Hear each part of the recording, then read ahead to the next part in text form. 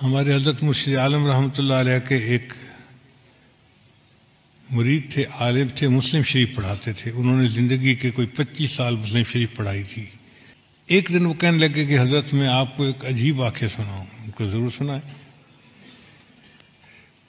کہنے لگے کہ دارالعلوم دیوبند میں سعودی عرب سے ایک جماعت آئی علماء کی، 3 یا 4 بندے تھے، اور انہوں نے آ کے محتمم صاحب کو کہا کہ ہم ایک علمی مسئلہ ڈسکس کرنے کے لیے آپ کے پاس آئے ہیں.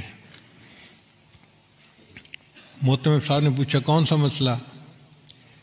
وہ کہنے لگے اس لیے کہ ہم سے پہلے سعودی عرب کے اوپر ترکوں کا قبضہ تھا، اور ترکوں نے قبروں کے اوپر بڑے گنبد بنائے ہوئے تھے اور کمرے بنائے ہوئے تھے اور عمارتیں بنائی ہوئی تھیں. تو ہم نے حدیث مبارکہ پڑھی جس سے ثابت ہوتا ہے کہ بناء علی القبور کی اجازت نہیں ہے، یعنی قبر کے اوپر آپ عمارت نہیں بنا سکتے. اس لیے سنت عمل یہی ہے کہ قبر کھلے آسمان کے نیچے ہو، اس کے اوپر کوئی کمرہ، کوئی قبہ ایسا نہیں بنانی چاہیے. تو جنت بقیع میں جتنے قبے بنے ہوئے تھے ہم نے سب گرا دیے. اب مسئلہ آیا گنبد خضرا کا. تو کچھ علماء کہتے ہیں کہ حدیث مبارکہ کی روشنی میں ہمیں گنبد خضرا کو بھی گرا دینا چاہیے.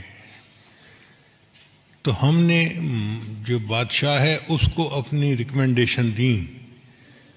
بادشاہ نے کہا کہ نہیں، یہ امت مسلمہ کا مسئلہ ہے، پہلے تم مختلف ملکوں میں جا کے علماء کو اپنے کانفیڈنس میں لو، اگر سب متفق ہیں تب قدم اٹھائیں گے ورنہ نہیں اٹھاتے. تو ہم علماء کی جماعت آپ سے بحث کرنے کے لیے آئے ہیں کہ کیا یہ حدیث مبارکہ صحیح ہے، اور اگر صحیح ہے تو اس پر عمل کرنا پڑے گا. محتمم صاحب نے کہا کہ جی مجھے آپ 3 دن کا وقت دیں، میں سب علماء کو اطلاع دوں تاکہ وہ یہاں آ جائیں، اور پھر ہم اس بارے میں اپنا موقف آپ کے سامنے ظاہر کریں. ان کا ٹھیک ہے، ہم 3 دن دارالعلوم میں مہمان بن کے رہتے ہیں. محتمم صاحب نے بڑے بڑے علماء کو دعوت دے کے بلا لیا. وہ فرماتے ہیں کہ دارالعلوم دیوبند میں وہ دیکھنے والا وقت تھا، بڑے بڑے سب علماء، جید علماء ایک جگہ پر جمع تھے، جبال العلم سب ایک جگہ اکٹھے تھے. اور جو آخری رات تھی وہ تو پوری رات ہی علماء اس مسئلے پر آپس میں ڈسکس کرتے رہے، کتابیں پڑھتے رہے، اور کچھ لوگ روتے رہے، دعائیں مانگتے رہے کہ یا اللہ بہت نازک مسئلہ ہے، ہم سے اس کے کرنے میں کوئی کمی نہ رہ جائے، کوتاہی نہ ہو جائے.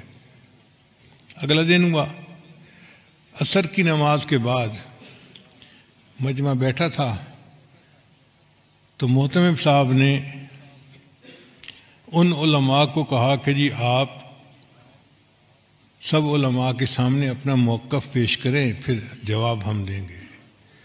تو ان کے جو امیر تھے وہ کھڑے ہوئے اور انہوں نے بیان کیا کہ بخاری شریف کی یہ حدیث ہے، اور اس سے ثابت ہوتا ہے کہ بناء علی القبور کی اجازت نہیں ہے. تو ہم نے جنت بقیع کے اندر تو قبروں پر جتنی عمارتیں تھیں سب گرا دیں. اب مسئلہ ہے گنبد خضرا کا.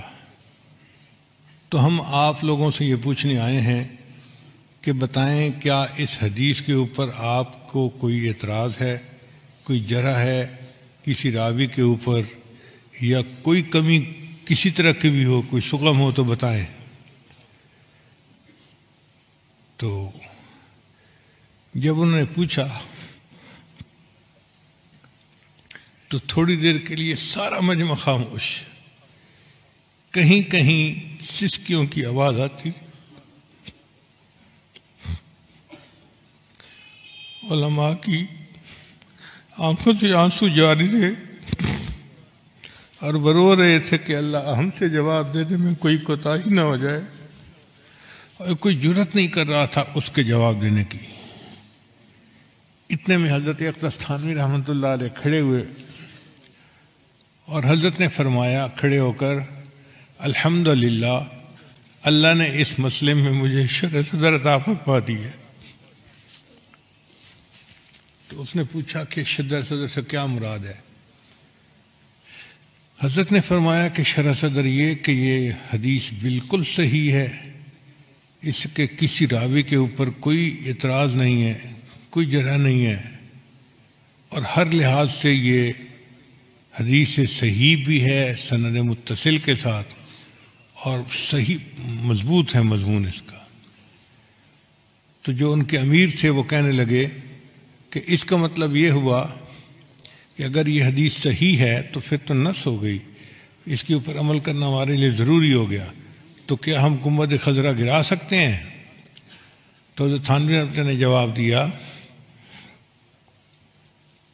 یہی تو شرح صدر ہے جو اللہ نے مجھے عطا فرما دیا، حدیث بھی صحیح ہے لیکن آپ گنبد خضرا کو گرا نہیں سکتے۔ اس نے کہا آپ کیسی باتیں کر رہے ہیں؟ جب حدیث صحیح ہے تو پھر اس گنبد خضرا کو گرانے میں رکاوٹ کیا ہے؟ حضرت نے فرمایا اس کی وجہ یہ کہ حدیث پاک کے مطابق بنا علی القبور کی اجازت نہیں ہے، کہ قبر کے اوپر کوئی عمارت، کوئی کمرہ، کوئی جبہ کبہ بنانے کی اجازت نہیں ہے۔ گنبد خضرا کا معاملہ الگ ہے، یہاں عمارت پہلے تھی، یہ حجرہ عائشہ تھا، اور نبی اسلام کی قبر مبارک بعد میں اس کے اندر بنائی گئی، لہذا اب اس عمارت کو کوئی بندہ گرا نہیں سکتا۔ ایسا جواب تھا کہ وہ لوگ مطمئن ہو گئے۔ گنبد خضرا آج بھی ہے، اور اکابر علماء دیوبند کی عشق نبی کی دلیل دے رہا ہے۔ اللہ علم کی گہرائی عطا فرما دیتے ہیں تو بندہ پھر علم کی تہ تک پہنچ جاتا ہے۔